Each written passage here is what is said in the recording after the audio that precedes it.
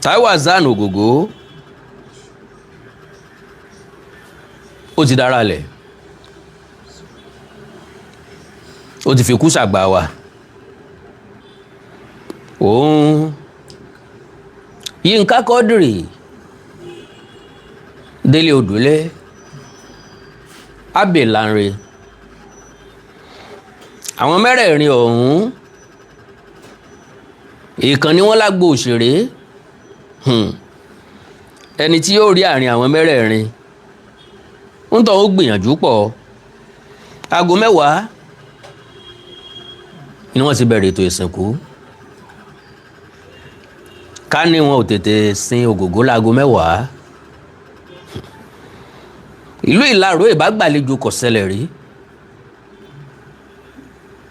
Kò sí ọ̀nà tí wọ́n bá gbé gbà káàkiri orílẹ̀-èdè Nàìjíríà ń làwọn èèyàn bá ti wọ̀lú Ìlaró wá, ṣùgbọ́n àkó tí wọ́n fi ìsìnkú ọ̀hún sí kò jẹ́ kó rọrùn fọ́pọ̀lọpọ̀.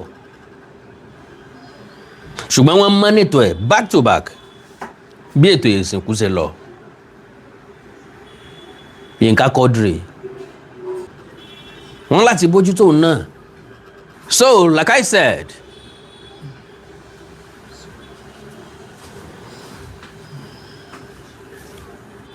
wọ́n láti bójútó Yínká Quadri torí wípé ẹkún tí máàlù yẹn sun lónìí nìkan bí ìgbà tó ọmọdé bá ń sunkún ni o. Ẹ ṣẹ̀ṣẹ̀ nílò láti béèrè bóyá ikú Ògògó dùn Yínká Quadri tàbí kò dùn. So kò sẹ́ni tí ń bẹ́ẹ̀ bẹ́ẹ̀ lónìí tí ò bomi ẹkún lójú bí èèyàn dorí ahun. Bó bá débẹ̀ yóò sunkún fa. Kì í ṣe nítorí nǹkan méjì. Kò sẹ́ni ó rorú ẹ̀ sógògó ni. Why? Ó yá jù ní tí ń tẹnu kálukú jáde nìyẹn. Gbogbo àwọn òṣèré ló lùbẹ̀ pa. Kò sí tí wọ́n ó ṣe jù bẹ́ẹ̀ náà lọ. Àkàndọ̀rọ̀ Àwíkòǹkò. Ẹ gbọ́ mi dáadáa. Kò sí tí wọ́n ó ṣe jù bẹ́ẹ̀ lọ torí pé oníkìlà kí. Bá ń gbọ́rọ̀ láfọ̀rọ̀ lọ. Bó Ògún bá jí wọn afọ̀rọ̀ ẹnu tí wọ́n làdó. Gbogbo ọ̀rọ̀ tí bá ń du akèrègbè odò ni ó tú fún. Kò sẹ́ni ó mojú tọ́mọ̀dí òjò láìsí sàn. Èèkàn ńlá lọ láàrin wọn. Kọ́lọ̀ ń mọ́wọ́ obì dúró. Àwáyé kú ò sí. A ṣẹ̀ṣẹ̀ tún lè máa sọ ilé yìí fúnra wa. Wípé gbogbo ẹni ó wá sáyé. God bless you sir. Ni yóò lọ sálà kejì. So kí làwọn ìṣẹ̀lẹ̀ tó ṣẹlẹ̀ kó tó di pé àgbà Òṣùgbó fọwọ́ okùn lélẹ̀? Kí làwọn tó ṣẹlẹ̀ kó tó di pé Taiwo Hassan jọ̀wọ́ ẹ̀mí ẹ̀ lékú lọ́wọ́? Kò sẹ́ni tí kì í lọ́rọ̀ ìkẹyìn. Kò sí. Gbogbo ẹni tó máa kú. Ọ̀rọ̀ kan ni wọ́n sọ tí wọn ò fi ní sọ mí mọ́. Kí làwọn ọ̀rọ̀ tí Taiwo Hassan sọ?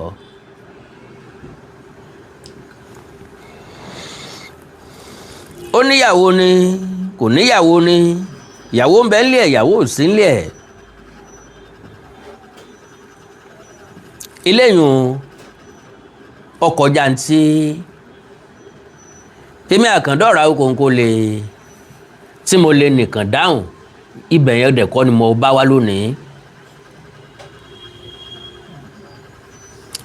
So now wọ́n bí Yínká Quadri lọ́jọ́ 6 oṣù kẹsàn-án ọdún 1959. Wọ́n bí Ògògó lọ́jọ́ 21 oṣù kẹwàá ọdún 1959. Wọ́n bí Délé Odùlé lọ́jọ́ 23 oṣù kọkànlá ọdún 1959. ṣe rí i pé ó wà coincidental ọ̀rẹ́ mẹ́ta tí wọ́n dọ̀jọ́ jẹ́ ẹgbẹ́ elétò bí ọlọ́run ò sí ọlọ́run mọ bí ṣe é tó bẹ́ẹ̀ tá a bá jọ jẹ́ classmate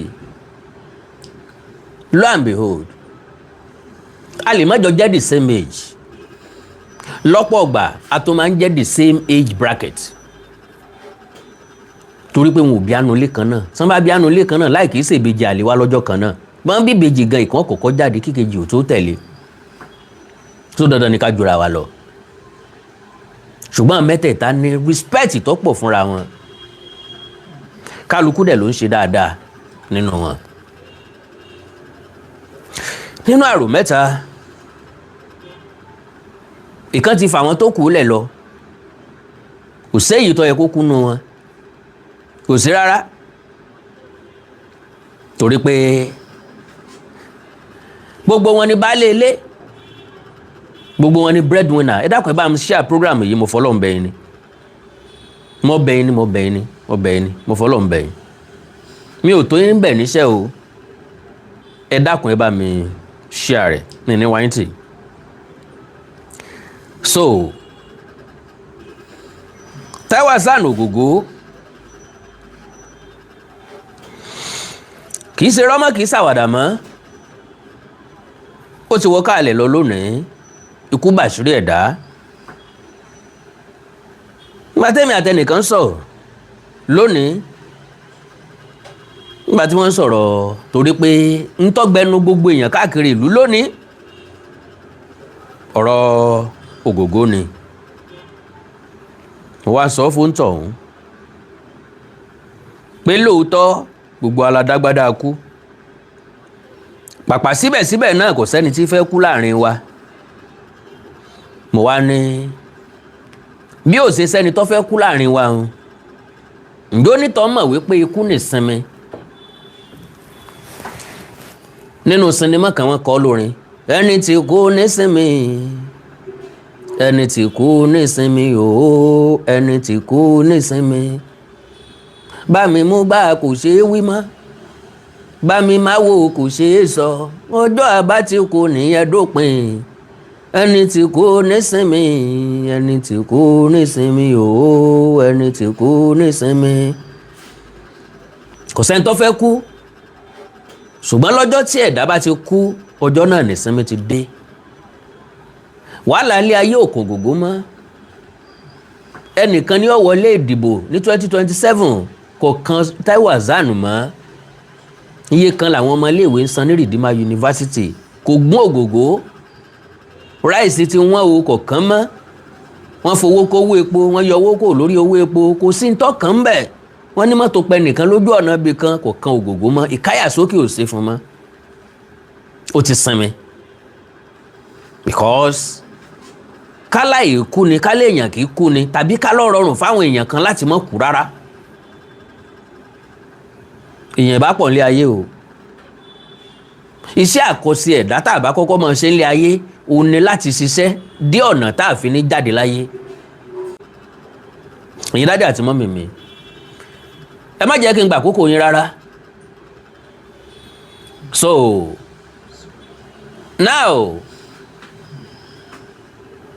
mo rí àwọn àpilẹ̀kọ kan tí wọ́n kọ́kọ́ kà kí n tó sọ̀rọ̀ àsọkàn yìí Alhaji Taiwo Hassan Ogogo Ogogo worth anything ní dáadáa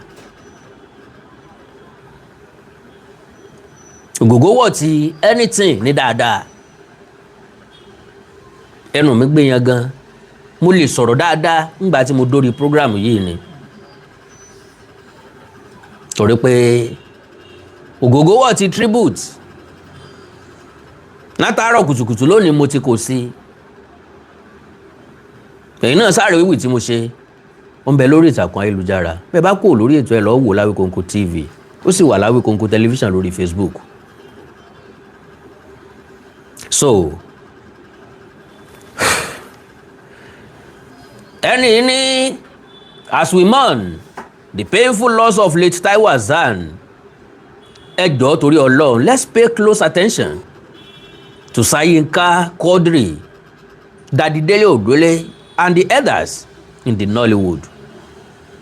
Let's keep them in our prayers and watch over them during this delicate period. You won't truly understand why until you read this post to the very end. Reason yẹn tọkàn mi fi mú wá. Here comes the write-up of a man whose impact remains unshakable, unforgettable, and unbeatable. The life we live is sometimes beyond understanding. The life we live is truly a mystery. We came into this world on different days, bí alọ́jọ́ kan náà, from different places, with different stories. Ìyá ọ̀tọ̀ọ̀tọ̀ ló bí wa. Gbogbo àwa tá a jọ pàdé níbi tá a ti jọ ṣiṣẹ́ lónìí, gbogbo àwa tá a jọ pàdé níléèwé, gbogbo àwa tá a jọ lọ sáàfù, gbogbo àwa tá a jọ ṣiṣẹ́ níbì kan náà. We came from different places, from different wombs. Lọ́pọ̀ ọgbà, ńgbà tí ọ̀rẹ́ bá di ọ̀rẹ́ ìmúmú, la máa wí pé a friend or a brother from another mother. Ńgbà tọ́rẹ́ bá jinlẹ̀ la wí bẹ́ẹ̀. Ọ̀gbọ́n Yorùbá ní ọ̀rẹ́ ní dẹgbẹ́. Oríṣiríṣi ẹgbẹ́ tán máa ń pè ní ọ̀rẹ́ dẹgbẹ́. Ọ̀rẹ́ ni wọ́n jọ ń ṣe tẹ́lẹ̀tẹ́lẹ̀ kí wọ́n tó pé ẹja dẹ́gbẹ́ ilẹ̀. Gbogbo àwọn tó dẹ́gbẹ́ sọ̀rọ̀sọ̀rọ̀ lẹ̀ Fiban pẹ̀lú Gbénga Adébóyè ló initiate ẹ̀ ẹja dẹ́gbẹ́ kan lẹ̀ fún àwa sọ̀rọ̀sọ̀rọ̀ náà fi dá Fiban lẹ̀. Àjọṣepọ̀ ìfẹ́ tí ń bẹ láàrin wọn ló jẹ́ kí wọ́n ronú débẹ̀. Àjọṣepọ̀ ìfẹ́ tí ń bẹ láàrin àwọn mẹ́rẹ̀ẹ̀rin tí mo dárúkọ kò ṣeé kó. Ẹni tó sì karùn-ún ńlọ dàbí ìyá wọn òun náà ni Mama Rainbow. Ní tí mo mọ̀ ni mo ń sọ. Ìyá Rainbow is like their biological mother. Bó bá gbọ́ pé nǹkan ṣe kan nu yọ́ mọ̀ gbọ̀n káàkiri ni màmá yẹn. Ṣẹ̀dákun o, nǹkan ò gbọ́dọ̀ sí Táyé o, nǹkan ò gbọ́dọ̀ sí Yínká o, nǹkan ò gbọ́dọ̀ sí Délé o, nǹkan ò gbọ́dọ̀ sẹ́ni kankan lójú màmá yẹn. Wọ́n máa ń sọ pé abiyamọ ni Ìyá Rainbow. Òun kọ́ ló bí wọn o, ṣùgbọ́n ó pọ̀n wọ́n sẹ́yìn kí ìyá yẹn náà mọ̀ fọjọ́ lọ́jọ́ lọ. So, with different stories, yet somewhere, because gbogbo wa compliment ara wa nílé ayé ni. Mr. Samson Olasokanmi mi ní wáyé. God bless you, sir. Era stick of me mo appreciate. So, àwa láti wá compliment ara wa. Ẹ gbọ́ mo yé sọ. Àwa láti wá compliment ara wa. Let me tell you a true life story. Àwọn ọ̀rẹ́ kan ń bẹ tí wọ́n máa ń wá àṣìṣe ọ̀rẹ́ wọn, tí wọ́n máa ń wá ibi tí ọ̀rẹ́ wọn ó ti ṣubú. Ọ̀rọ̀ ní fa ọ̀rọ̀ ní tẹ̀tẹ́, ní tó sojú èmi lè yé. Lánàá mo brief ọ̀rọ̀ kan nípa lọ sí stage play lájàṣẹ́ ní Kútọ́nù, àtàlájì Yínká Quadri, àtàlájì Taiwo Hassan Ogogo àti Mama Rainbow. Mo dẹ̀ sọ fún yín pé àwọn ní star tá a fẹ́ fi tajà ń bẹ̀. Gbogbo ìgbà tá a bá ń ṣe rìhásà, a máa ránṣẹ́ sí wọn pé ẹ́skísà ń ta fẹ́ lọ ṣe lọ́hùn, ta fẹ́ lọ ṣe ijó ta fẹ́ jó níta, ẹja jó nù lé. Wọ́n á sọ fún wa pé ká fáwọn date. Gbogbo ọjọ́ tá a mú wọn ò láǹfààní àti wá. Wọ́n ní a máa wọ́rì pé táwọn bá débẹ̀ a máa narrate story fáwọn, àwọn dẹ̀ máa àti ẹ̀ dáadáa. Sure, kò sẹ́ni tó jí pẹ́pẹ́pẹ́ lójú oorun nínú àwọn tí mo dárúkọ tí ò ní heart perfectly. So, àwa ti dé sílẹ̀ sí Àjàṣẹ́ Port Novo. Ńgbà táwọn dé àríbá wọn bí tán wà. Aláǹfààní àti sọ̀rọ̀ púpọ̀ dìgbà tí gbogbo èèyàn ti sanwó wọlé tán. Ẹ̀yìn stage náà ti ń béèrè pé kí la fẹ́, kí ni story yẹn dálé lórí, kí ni táwọn máa ṣe. Lọ́jọ́ náà lọ́hùn-ún, Ogogo la fẹ́ fi gbá líìdì. ṣùgbọ́n gba tá a narrate story fún Alhaji Taiwo Hassan Ogogo kọ́lọ́hún dẹlẹ̀ fẹ́yàn rí n tí bàbá sọ lọ́dún náà lọ́ọ̀ ni pé ó ti pọ̀ jù pé n ta fẹ́ káwọn ṣe yẹn ti pọ̀ jù àwọn ò lè sáré gbé sórí. Alhaji Yinka Quadri come to his rescue. Wọ́n tẹ́rí gba róòlù yẹn akígbe ọba lásán l'Ogogo ṣe. Ṣé mọ̀ pé ìrètí wa ó pin ìrètí wa ó dòfo t'Alhaji Yinka Quadri ò bá sí ńbẹ̀. Ṣé mọ̀ pé nǹkan tẹ̀yìn èkúrọ́ tẹ̀yìn ní fàǹfà t'Alhaji Yinka Quadri bá wo wípé kò lè ṣe náà nù ẹ fi rẹ̀ a wò ra wa nísìn. So n tí mo fẹ́ mú jáde ńbẹ̀ ni pé gbogbo wa wálé ayé yìí má wo ẹnìkankan gẹ́gẹ́ bí ẹni tí ó wà useful má wo ẹ̀sìn ọ̀rẹ́ rẹ má ṣiṣẹ́ lórí àléébù ẹnikẹ́ni ojú ẹ̀ tó já àárẹ̀ sí ẹ̀ ní ìsìn stop doing that ẹ̀jẹ̀ amúlé ayé gún kámúlé ayé tòrò ilé ayé òjò báyìí náà lọ Ògògó ti lọ jẹ́ ká máa sọ bí ó bá ṣe dáadáa bá ṣe máa sọ náà rèé látòkè délẹ̀ ẹni tí ó sọ wípé Ògògó ṣe nǹkan tí ò dáa kò tí ì sí àwọn ò bá wọn gbé à ń rí wọn briefly pàdé location náà ni a ní grace láti jókòó tì wọ́n ọ̀nà jìn síra wọn reality ṣùgbọ́n wọ́n wà nínú ẹni tí wọ́n encourage wa táwa náà fi mọ̀ pé ọjọ́ ọ̀la ó dáa wọ́n bá lé wa sẹ́yìn pé ta lẹ́yìn who are you kí lẹ́yìn jẹ́ ta kí lẹ́ lè jẹ́ distinct production God bless you sir kí lẹ́ lè jẹ́ a máa wà discourage a ní dé làtà ibi tá a là dé lónìí so má wo ẹ̀sìn ọ̀rẹ́ rẹ God bless you sir God bless you ma so now ó ní point tí mo mú jáde o now with different stories yet somewhere along the streets of life destiny brought us together and strangers became friends became family Mr. Tunde Okoli ẹni mọ bójú ọmọ God bless you sir and family became an inseparable part of our existence. Gbogbo àwọn tẹ́ ẹ ní lọ́rẹ̀ẹ́ lónìí gbogbo àwọn tẹ́ ẹ jọ ń ṣe lónìí gbogbo àwọn tí mò ń bá ṣe lónìí gbogbo àwọn tí mo ní lọ́rẹ̀ẹ́ lónìí a plan ẹ̀ka tó kú òǹlé pé a pàdé wọn o kí n sọ pé mo ń jáde o ń pàdé ẹnìkan o bọ̀sún ni yóò máa jẹ́ ọ̀rẹ́ lásìjọ́ máa ṣe rárá o nǹkan kan ló mú wa pàdé. Yorùbá ní ẹni ní mú ní mọ ní èèyàn ní mú ní mọ nìyàn ìyá mi ló mọ bàbá mi wọ́n wá ní ọ̀nà méjì lẹ̀dá tí pàdé láyé ọ̀nà méjì lẹ̀dá tí mọ́ra bàbá pàdé ń bí ìjà á pàdé ń bí eré bàbá pàdé ń bí eré á pàdé ń bí ìjà ibì kan lọ̀rẹ́ ti máa ń bẹ̀rẹ̀ ọ̀rẹ́ wá dùn ju ọ̀tá lọ we interacted we shared dreams bá a ṣe ń pàdé nù o. We ventured into the same businesses. We built things together. We raised our children with love, unity and harmony. Ìyàwó tó pàdé òun náà, ìyàwó tó fẹ́ lónìí, ìyàwó tí ń bímọ fún ọ. Tẹ́jọ́ sùn sórí ibùsùn kan náà, níbi kan lẹ ti pàdé. Àìmọye ọkùnrin àtobìnrin ló jẹ́ pé orí ọ̀kadà wọn ti pàdé. Inú mọ́tò wọn ti pàdé. Ojú agbóǹpa tí wọ́n ti pàdé wọ́n sì jẹ́ ìyàwó àtọkọ alálùbáríkà fúnra wọn majority ló pàdé nínú ṣọ́ọ̀ṣì wọn ò ní ayọ̀ àtàárọ̀ dálẹ́rí majority ló pàdé ní àsálátù ní mọ́sálásí wọn láyọ̀ àárọ̀ dálẹ́rí yídì wọ́n ti pàdé o níjọ́ ìtúnu àwẹ̀ yídì wọ́n ti pàdé lọ́jọ́ iléyá ẹkún lórí ẹkún ìyà lórí ìyà ni. So at first Mr.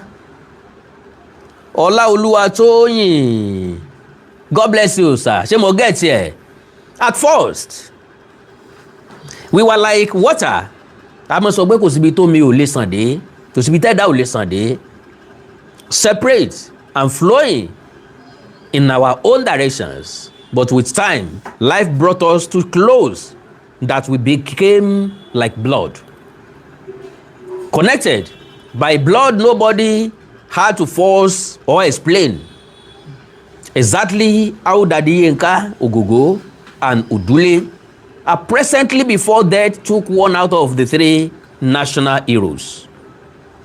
God bless you, sir.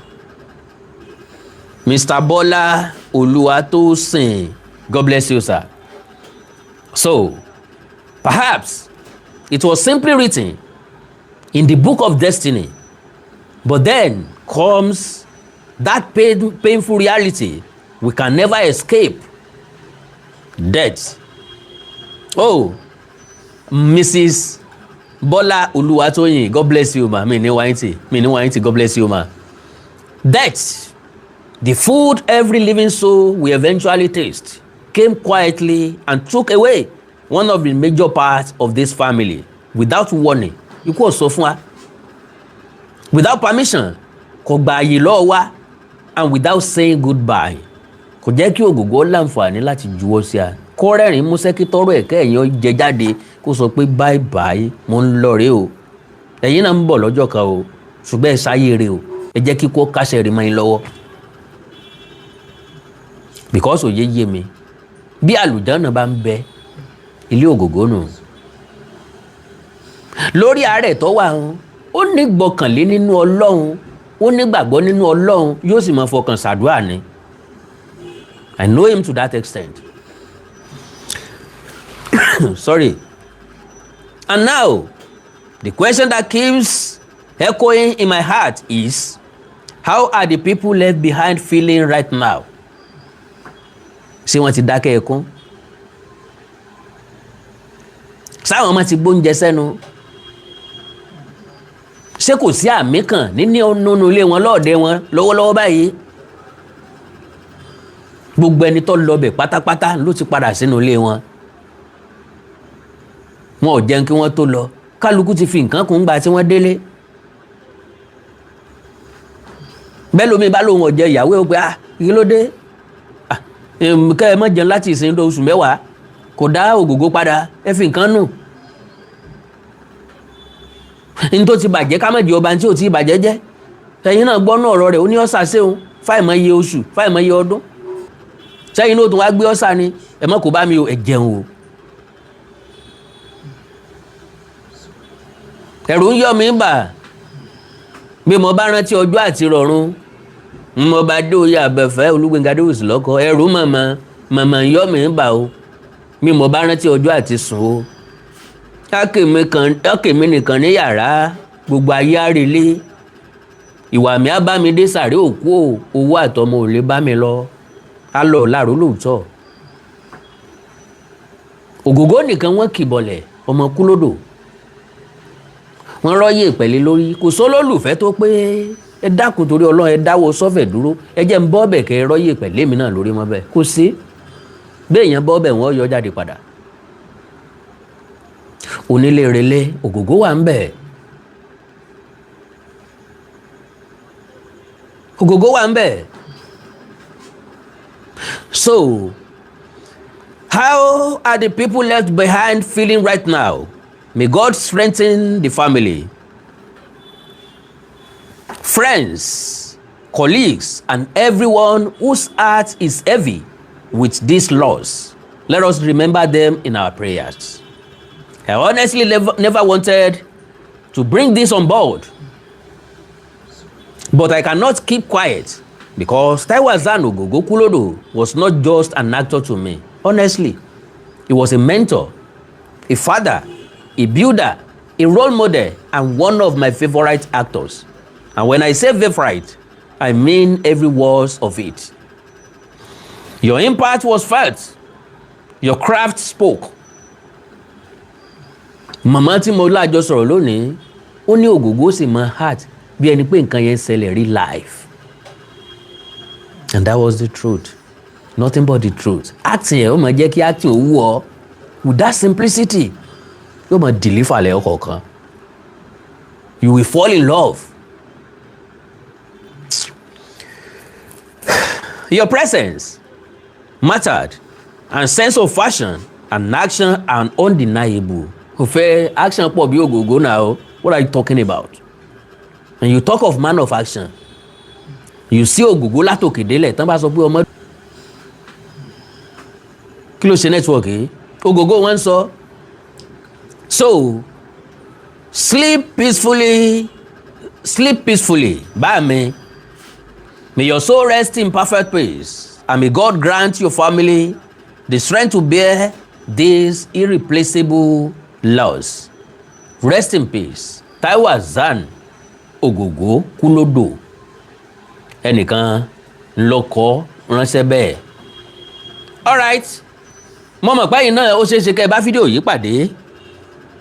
Ìkan nínú àwọn fídíò tí Taiwo Hassan Ogogo, Alhaji Kakodri Kurama Tẹ̀tẹ̀ àti Délé Òdúlé tí wọ́n ti jọ dúró nígbà tí wọ́n lọ fíṣítì film village ọ̀gá Délé Òdúlé. Àwọn brothers everybody kí ló ń ṣe wọ́n. Ọ̀gá tó dàgbà jù láàrin wọn orí àwọn bàdá mi. Òwò ẹbí Délé Òdúlé ṣe ń sọ̀rọ̀ kí ló ń ṣẹ̀yìn ẹ fẹ́ mẹ́ni tó dàgbà jù láàrin wa ni orí àwọn bọ̀dá mi ò pé bí ẹni pé wọ́n jù lọ láìmọye ọdún.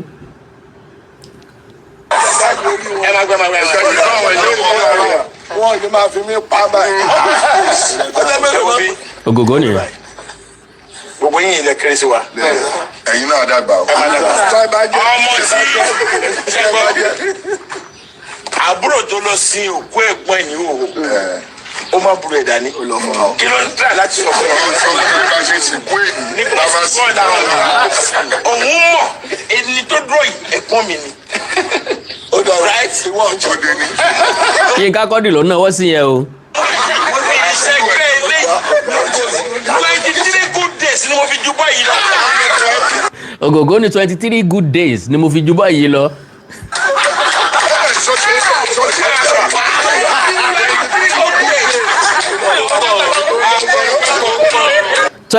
Twenty-three good days. Now, lánàá fídíò kan resurface àbọ̀ surface ní ẹ̀yìn grammarian lórí ìtàkùn ayélujára nínú ìfọ̀rọ̀wérọ̀ tí Ogogo Alhaji Taiwo Hassan Ogogo ṣe pẹ̀lú sọ̀rọ̀sọ̀rọ̀ kan níbi tí wọ́n ti sọ̀rọ̀ nípa bí àìsàn wọn ṣe bẹ̀rẹ̀. Mo nígbàgbọ́ pé rí nínú ẹ̀ ni wọ́n ti ṣàlàyé iye oṣù tí wọ́n tán fi bátù ọgbẹ́ inú àìsàn ọgbẹ́ inú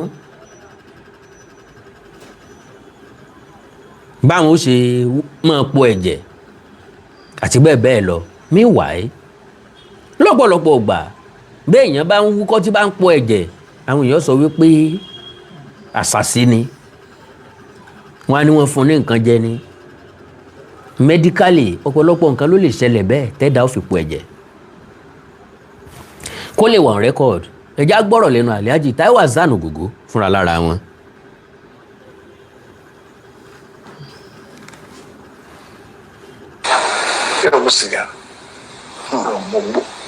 Ẹ gbọ́ mi ò mu sìgá mi ò mu gbó onítàn bá fò ní ọtí ẹyọ kan ẹ gbọ́rọ̀. In fact, àwọn tó ń mọ̀ mi ti máa gba ìgò ọtí kan báyìí ìgò Schweppes méjì máa wà lẹ́gbẹ̀ẹ́ tí mo máa fi ní ìṣẹ́ orí ẹ̀kọ́ yẹn náà máa wà tílẹ̀ máa fi mú. Kí ni ọtí ṣe lára kókò ẹ̀ ṣe mọ̀ kí ara yá láàrin èèyàn tí ìbámu náà rárá kò ṣe kankan ṣe kankan. Location kan mo lọ lọ́jọ́ náà lọ́hùn-ún mo ṣàkọrí pé nǹkan kan mú mi níbí báyìí ó mú mi lẹ́yìn ìdí báyìí. Bàtà wọn fi pé nǹkan bí ìṣẹ́jú márùn-ún mi ẹ̀ fẹ́ comfortable wọn.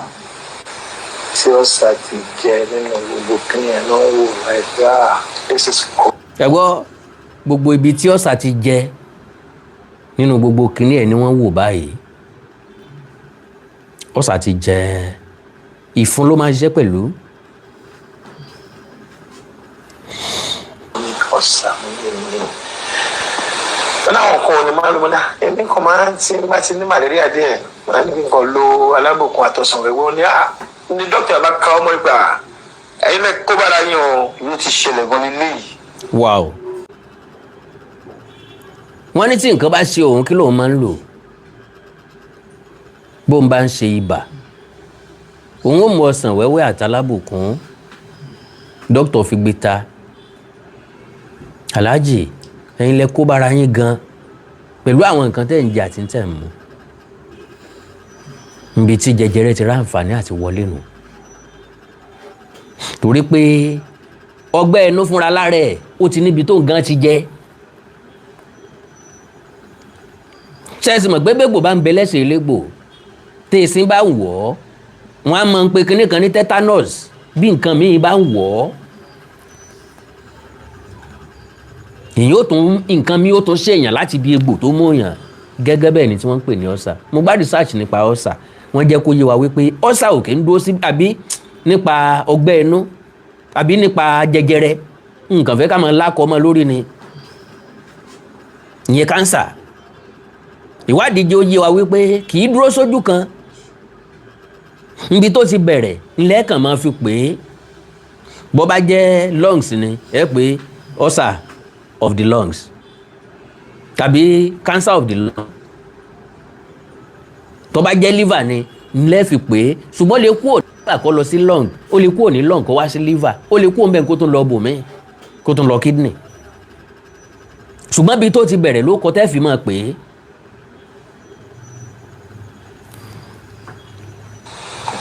ọ̀sán ẹ̀wẹ́ kẹ́ ọ ní ọ̀sán yẹn ti wà lára yín bọ̀ gbogbo nǹkan tẹ́ ń lò sí malaria ṣe yìí òun ló dá gbogbo ìṣú ilẹ̀ pátápátá. ẹ ṣáà máa ń lò like almost 6-7 years lórí ààrẹ tá à ń sọ yìí. ọdún méje tí. 6-7 years lórí ààrẹ tá à ń sọ yìí ẹni ó bá rí Ògògó lọ́dún náà lọ́hùn-ún majority ò nígbàgbọ́ wípé ọ̀tọ̀ ní nǹkan tó ṣe é àrùn ìbálòpọ̀ ni wọ́n rò pé Ògògó ní nígbà náà Ògògó wà forced láti sọ̀rọ̀ ọ̀ta àwọn tó bá má àsìkò ìgbà náà can testify to it ń pé Àkàndá Ọ̀rọ̀ Awíkonko máa ti ń sọ nígbà tí Ògògó máa kúrò nínú àìsàn yẹn ojú ti sọ kalẹ̀ arẹwà ọmọkùnrin ti di jọ́gọ́lọ́ àsìkò tó Ògògó wá jẹ́bò nìkú ló ń dé ó máa ń sọ categorically pé ó lárùn ìbálòpọ̀ o àwọn yóò tó máa yín mú náà ní àmì pé kó social media ó lárùn ìbálòpọ̀ wọn tán rẹ̀ ńgbà tó ọmọkùnrin jẹ́bò padà everybody kọ́rọ̀ wọn jẹ àṣé ọ̀sà ni lóòótọ́ bá máa bí odidi ọdún méje títí màmá bí ẹ̀jẹ̀ ni for good 7 months orí ìjókòó ni mo jẹ́ jẹun.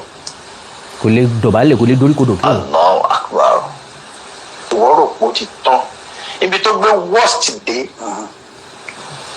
eyín tí mo ṣe bọ̀ láti Mẹ́kà removable eyín ni. lásìkò àìsàn yẹn lo and behold before the sickness ẹ̀yin tẹ́ ẹ bá rántí ńgbà náà ẹ mọ̀ bá mi rántí Ògògó ni poster boy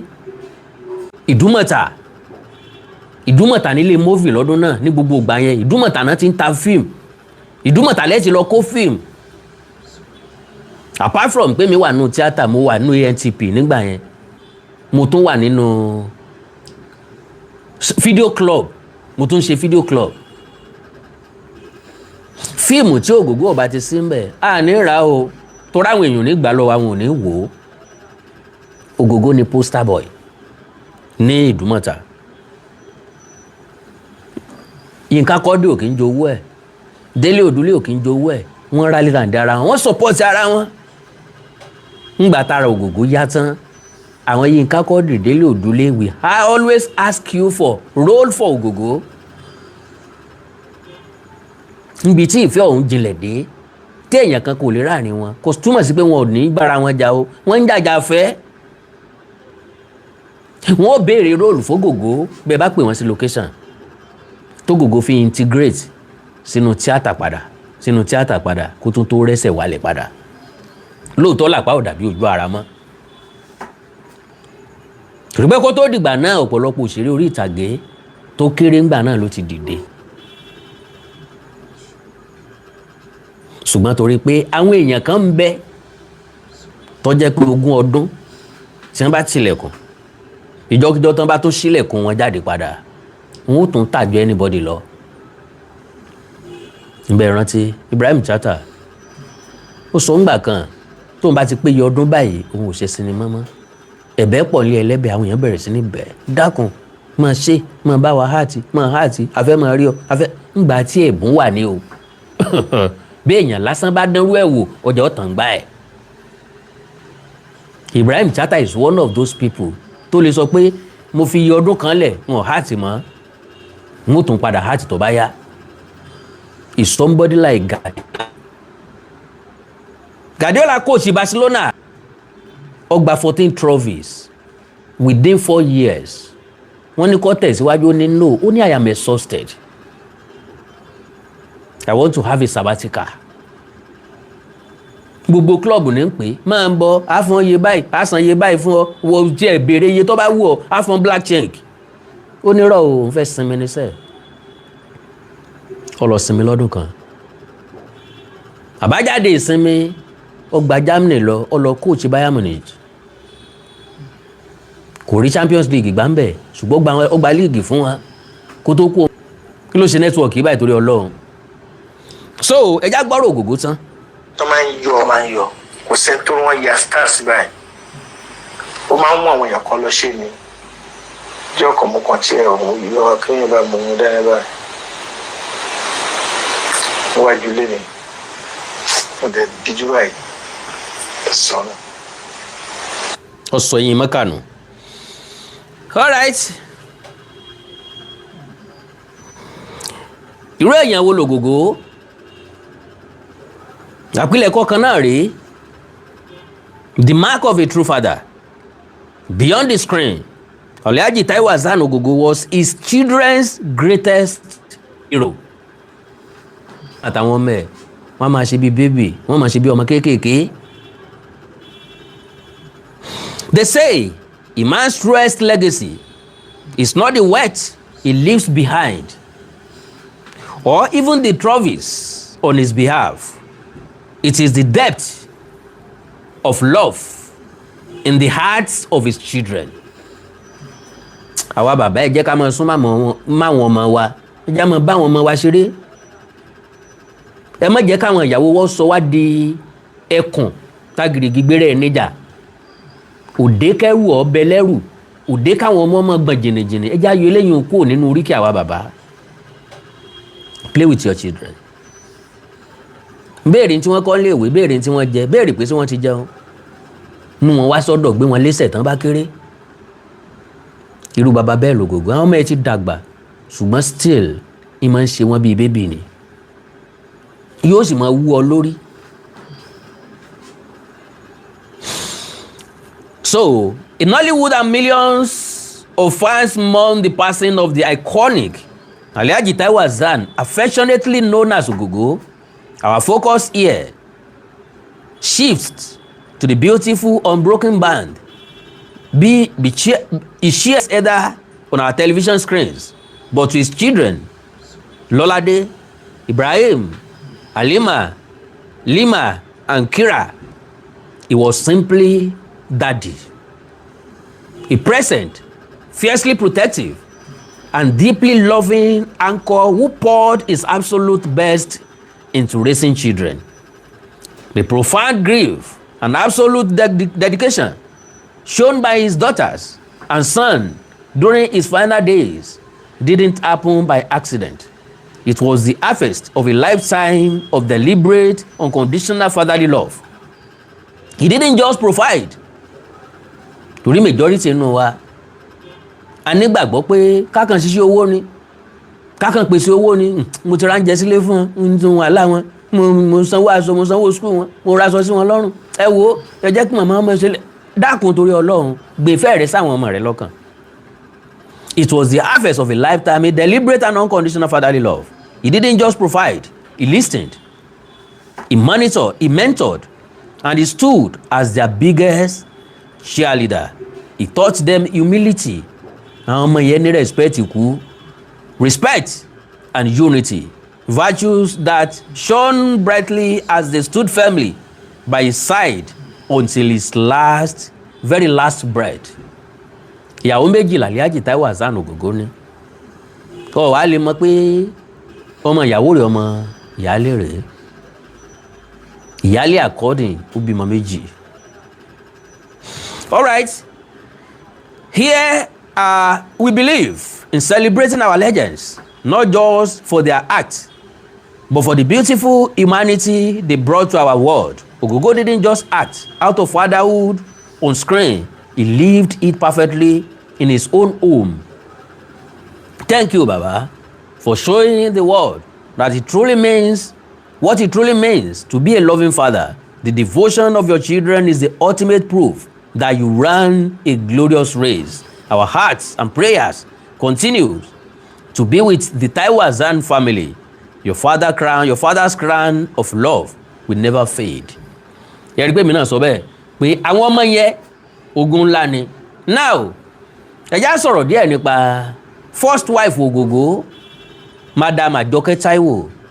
There's something unique about this man.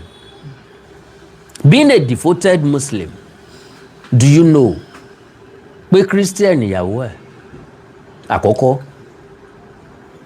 Alhaji Taiwo Hassan practice Islamic religion, ìyàwó ẹ̀ practice Christianity. Ẹ̀sìn kan òdì kan lọ́wọ́. Ogogo ọ̀dẹ̀ ever force ìyàwó ẹ̀ pé kó wá sí Islam rèé. Àwọn àfáà kan sọ bẹ́ẹ̀ pé ìdánwà mú ọ tó fi ń ṣe Islam tíyàwó rẹ̀ wá ń ṣe kiri yó inú náà nílé rẹ̀. Ìmí gan lè sọ pé ó yẹ kán pọ̀ ni. Níbi tí wọ́n sínwé dé ó lè pẹ́ ó yẹ kán pọ̀ ni. So Alhaji Taiwo Hassan tí gbogbo èèyàn fẹ́ràn lélẹ̀ yìí, ó ń ṣe mùsùlùmí jẹ́jẹ́, ìyàwó ẹ̀ ń ṣẹ̀sìn kírísítẹ̀nì jẹ́jẹ́. Ìyá Jésù gan ni wọ́n ń pè ìyàwó ẹ̀, kì í ṣe pé ń yọ ọ́ sí lábẹ́lẹ̀ o, ìyá Jésù wọ́n ń pè é. Ajoke Taiwo, the woman known as Ìyá Jésù. Ajoke Taiwo is the first wife of the late Nollywood veteran Taiwo Hassan, popularly known by his stage name Ogogo, one of the Yoruba cinema's most recognizable actors, whose death on August 23, 2026, following a battle with stage 4 cancer, has drawn tributes from across the Nigeria entertainment industry. Affectionately known within a community as Ìyá Jésù, a nickname reflecting her devout Christian faith, Ajoke's marriage to Ogogo crossed a religious line that many Nigerian couples navigate with quiet care, while Ogogo remained a devout Muslim throughout his life and career.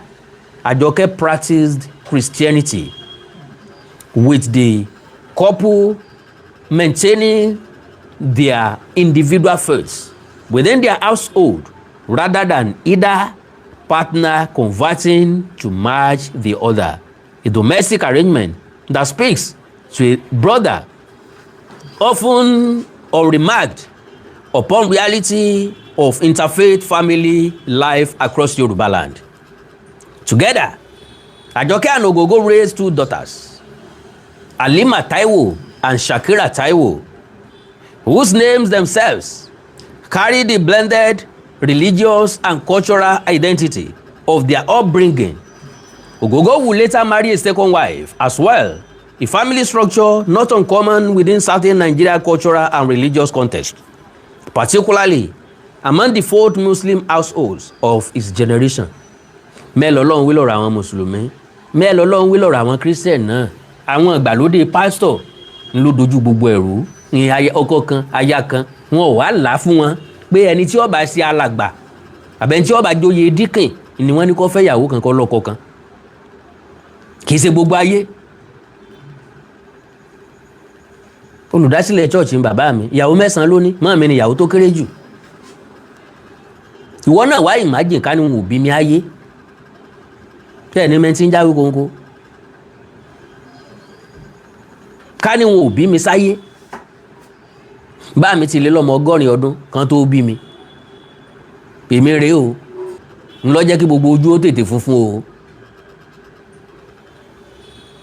n táwọn ọmọ Ọ̀yọ́ kan fi máa ń bú mi nu tó ti kékeré darúgbó kò majority wọn ò sì dáa tó mi bá a bá jọ dúró lójúkojú majority wọn ò lè dúró bí tí n bá dúró sí irun gbọ̀n funfun irun orí funfun ń bọ̀ jẹ́ pé ọmọ arúgbó ni mí ọmọ àfarúgbó ara bí. So beyond the details, Ajoke Taiwo has largely remained outside the public eye, in contrast to her husband, who spent over 4 decades as one of the most visible faces of Yoruba language Nollywood, appearing in landmark films from Oblo in the 1990s through to Anikulapo in more recent years. Much of what is publicly known about her life comes featured through profiles and tributes centered on her husband's career rather than independent coverage of her own. A tribute continued to pour in following Ogogo's passing.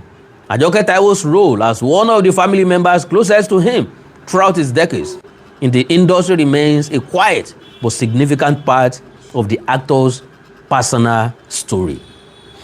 Now, ọ̀rọ̀ wa l'Ogogo sọ kàn ẹ̀.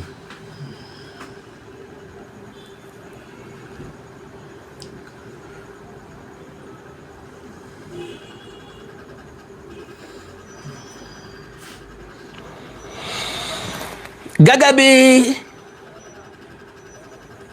ọ̀kan nínú àwọn ọmọ Alhaji Taiwo Hassan Ogogo ṣe fi ìta, ó screenshot WhatsApp message wọn àti bàbá ẹ̀ níbi tí bàbá ẹ̀ ti sọ pé don't cry. Ogogo ni mo gbọ́ pé òun sunkún. Ẹ mọ̀ pé tẹ́ ẹ bá ń sunkún ẹ máa jẹ́ kí ìbànújẹ́ ó kún ọkàn mi. Ṣé ẹ nígbàgbọ́ nínú Ọlọ́run Allah ni? Tẹ́ bá nígbàgbọ́ kò sí nǹkan kan tí yóò ṣe mí. Ní tí wọ́n ń pè ní akẹnu, ní tí wọ́n ń pè ní babanu. Ibẹ̀ la ti máa ń lo òwe gbàmígbàmí ọ̀yàgbà. Ẹranko wúro ń lé mi bọ̀ kò yọ ọmọ ọdẹ. Ó ń fi àwọn ọmọ ẹ̀ lọ́kàn balẹ̀. Ẹja gbọ́, one of the daughters of veteran Yoruba actor Taiwo Hassan, popularly known as Ogogo, Kira Taiwo, has shared an emotional message she exchanged with her father before his death. Kira shared the message on an Instagram story on Monday, following the actor's death on Sunday at the age of 66. The conversation, dated July 26, showed Ogogo reassuring his daughter and urging her to remain strong. In the exchange, Ogogo told Kira that seeing her and her sisters smile gave him strength, while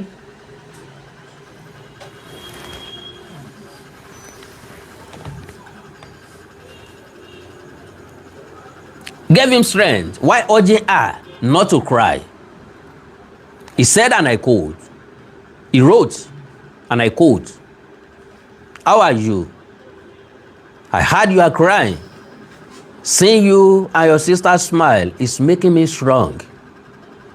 If you cry, it will make me sad, and I will start to think." Ìmọ̀ ronú condition tí mo fi ń sí. The actor, who was Muslim, further encouraged his daughter to trust in Allah, written, and I am strong. Happen to me, inshallah. If you do, then don't cry, my princess. So, ngbà tí Kira ń dábàá bẹ́ẹ̀ ló ní daddy, I'm not crying o. Don't mind Halima. I trust in Allah, sir. I love you very much. Ogogo dẹ̀ dá lóhùn. Love you too, my princess. So, ilé ayé, ilé asán, ilé ayé òmúlẹ̀ mófo, ilé ayé ilé yìí kìí ṣe àwa lọ o. Gbogbo ẹni ó wálé ayé ní ọ̀lọ́ alákejì o. Gbogbo àtàrí tí ń wọ̀run mọ̀nà ní ọ̀wọ́lẹ̀ sùn o. So, gbogbo ọmọ kóòtù jíire bí ilé lóko lódò lẹ́yìn odi. A kó ara fẹ́ra o. A kó àsẹ̀yìndè yẹn wa tó lọ. A ní firú ẹ̀ gbá lágbára Ọlọ́run.